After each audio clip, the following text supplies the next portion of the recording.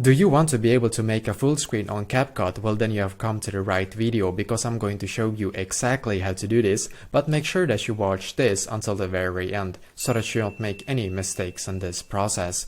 So what we need to do first is to go to our CapCut app, and in here we're going to click where it says new project. So click on new project in here, and now I'm just going to select the video, and then I'm going to click on add in the bottom right corner.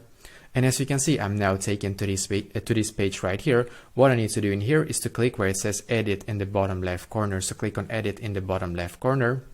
And as you can see, we're now taken here. What you can do is to take two of your fingers or like take basically your fingers here and actually just like zoom in or zoom out. As you can see, if you want to be able to like make a full screen, you can just like zoom it in. And yeah, as you can see, you can zoom it in basically as much as you actually want to.